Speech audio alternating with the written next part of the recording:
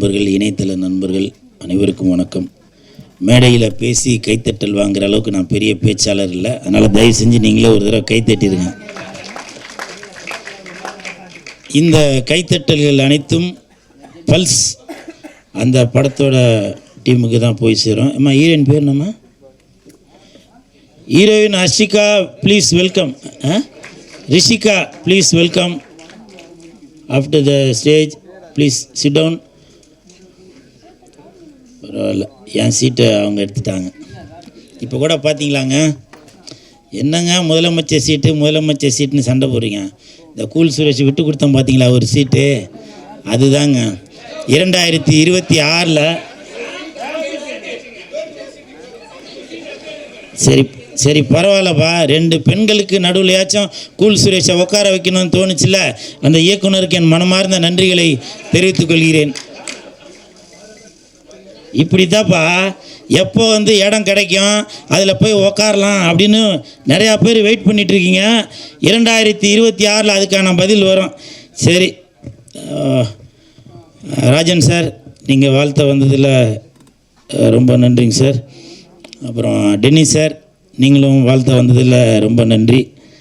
எங்கே பல தடவை அவருக்கு நான் ஃபோன் பண்ணேன், ஏன்னா அவர் ஏற்கனவே ஒரு படம் ஒன்று எடுத்தார், அந்த படத்துக்கு நான் தான் ப்ரமோஷன் பண்ணேன்.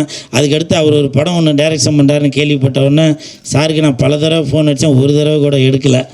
இருந்தாலும் அடுத்த படத்திற்கு நான் கண்டிப்பாக இப்போவே நான் சொல்கிறேன், அவரோட படத்திற்கு என்னை பயன்படுத்தாட்டியும் அவரோட படத்துக்கு நான் சப்போர்ட் பண்ணுவேன் சார். சரிங்களா? இது நான் சினிமா மீது நான் வைத்திருக்கிற லவ். இது படம் பைல்ஸ், இது பைல்ஸ் தாங்க ஞாபகம் வருது. உண்மையிலே நான் நடந்தது ஒன்று சொல்கிறேன். இந்த படம் நான் நடிக்கிறப்ப படத்துக்கு பேர் வைக்காமல் தான் இருந்துச்சு. அப்புறம் ஒரு கொஞ்ச நாள் கழித்து படத்துக்கு பேர் வச்சுட்டு டைரக்டர் நவீன் சார் எனக்கு வாட்ஸ்அப்பில் அனுப்பிச்சார், ஏன்னா ஸ்டில் அனுப்பிச்சிருக்கேன் பாருங்கண்ணே அப்படின்னு. நான் படிச்சுட்டு அதை நமக்கு இங்கிலீஷ் தான் அறகுறல, பைல்ஸ்ன்னு படிச்சுட்டு என் கூட இருக்கவன்ட்டு வர காமிச்சா, இது என்னடா ஒழுங்கா, அப்போ அவனும் பைல்ஸ்ன்னு படிச்சிட்டான். அதுக்கப்புறம் எனக்கே ஒரே டவுட், ஏன்னா இந்த படத்தில் ஹீரோ மகேந்திரன் ஃப்ளாஷ்பேக்லேயும் வருவார். அப்போ ஏதோ பைல்ஸ்னால் ஏதோ ஒரு ப்ராப்ளம் போல், ஸோ அதனால் ஏதோ ரிவெஞ்ச் எடுப்பார் போல் அப்படின்னு நானே ஒரு கற்பனை. ஏன்னா ஆரி உதயகுமார் சார் எல்லாமே இருந்ததுனால, அப்போ ஏதோ இப்போ பைல்ஸ்னால் ஏதோ இப்போ ப்ராப்ளம் வந்ததுனால, அதனால் ஏதோ ஆப்ரேஷன் பண்ணி ஏதோ ஒன்று பண்ணுவார் போல் அப்படின்னு எனக்குள்ளே ஒரு இதாக இருந்துச்சு. அப்போ நான் டேரக்டர்கிட்ட கேட்டேன், என்ன சார் பைல்ஸ்ன்னு பேர் வச்சுருக்கீங்களே சார் அப்படின்னு. அப்போ அவர் சொன்னார், அண்ணா அப்படி இல்லைண்ணா, அது பல்ஸ்ண்ணே, இந்த ஆஸ்பத்திரியில் இப்படி போட்டிருப்பாங்கல்ல அதுதானே அப்படின்னாரு. ஸோ இப்படி நான் அரைகுறையாக இங்கிலீஷில் இருந்தாலும் அது கரெக்டாக எனக்கு சொல்லி புரிய வச்சார் இயக்குனர் அவர்கள். ரொம்ப நன்றிங்க சார். எங்கே இருக்கார்? மிக்க நன்றி. நவீன் சார் கண்டிப்பாக இந்த படத்தில் வின் பண்ணிடுவார். எதை வச்சு தெரியுங்களா? அது வின் அப்படின்னு அந்த பேரில் அந்த ஒரு வின் இருக்குது. ஷூட்டிங் ஸ்பாட்டில் அவ்வளவு அற்புதமான டைரக்ஷன் பண்ணார். யார் மீது எந்த கோபமும் படாமல் அவ்வளவு அருமையாக எல்லாத்தையும் அப்படி ஒரு வேலை வாங்கினார். கண்டிப்பாக அவர் பட்ட கஷ்டங்கள், ப்ரொடியூசர் அவருக்கு சப்போர்ட் பண்ணதுக்கு கண்டிப்பாக இந்த படம் மிகப்பெரிய வெற்றி அடையும். அதே மாதிரி மகேந்திரன் கதாநாயகனாக நடிச்சிருக்கவர். ஒரு ஷாட்டில் டைரக்டர் அவருக்கு கட் பனின்னு கொடுத்தாரு. கட் பனின்னு கொடுத்தவொன்னே சரின்னு அவர் வாங்கி போட்டார். பார்த்தோன்னா ஆளை காணும். பார்த்தாக்க ஒரு ஓரமாக போயிட்டு தம்பிள் சேர்த்து இப்படி அடிச்சிட்டு இருந்தார்.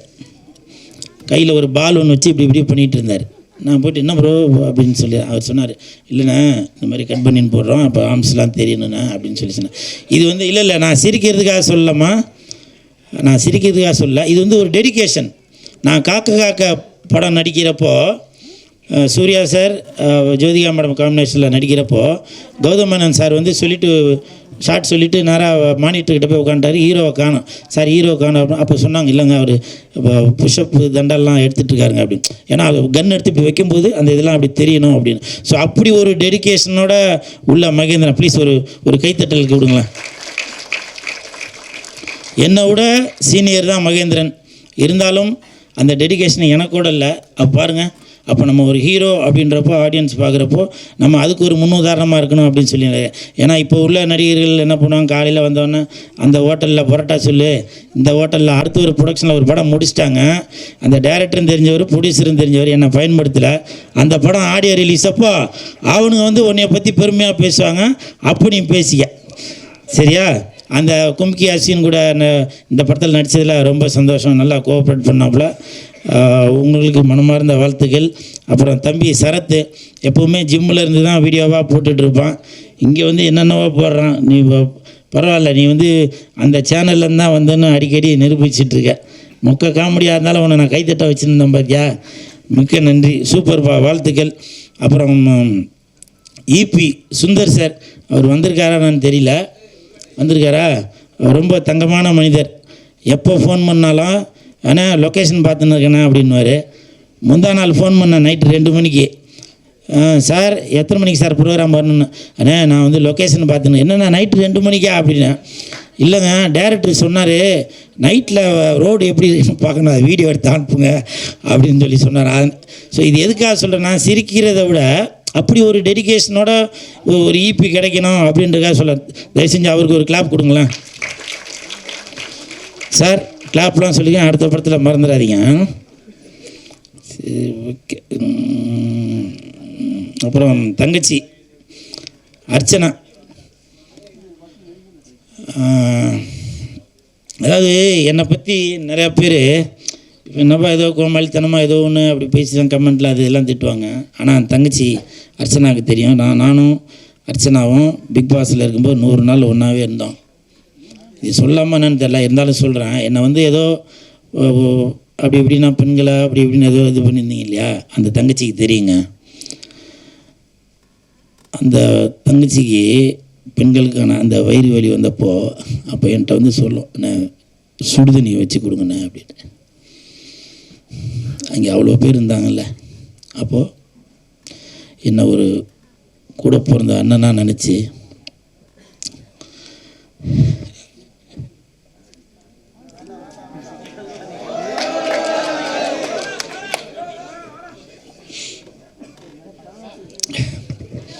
ஏன்னா பல பேர் என்னோடய நடவடிக்கையை பார்த்து இவன் ஏதோ அப்படி போலப்பா அப்படி பண்ண போகிறேன். அந்த தங்கச்சிக்கு தெரியும், ஒரே தட்டில் சாப்பிடாத குறை தான். அப்படி இருந்தோம் பிக் பாஸில். இப்போ உள்ள பிக் பாஸ் அது வேறு, அப்படி இருந்தோங்க. அர்ச்சனா, நீ வாழ்த்து வந்ததில் ரொம்ப நன்றி.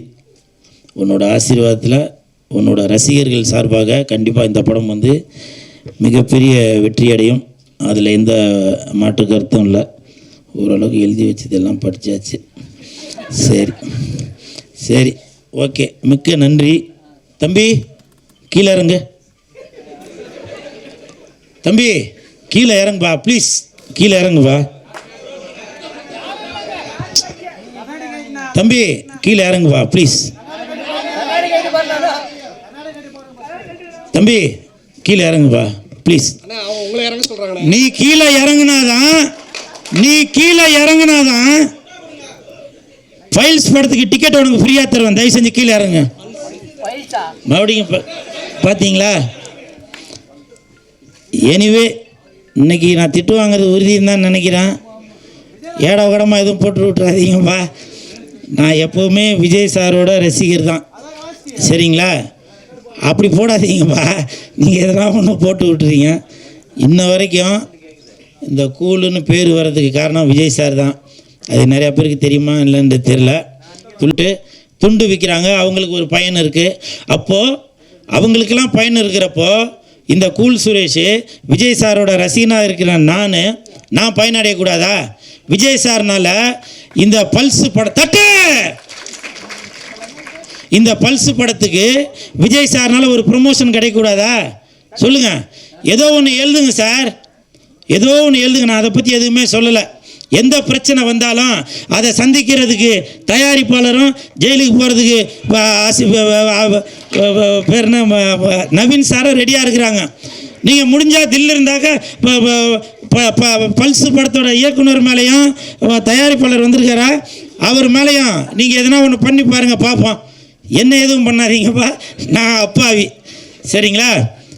உங்களெல்லாம் சந்தித்ததில் ரொம்ப சந்தோஷம். நன்றி.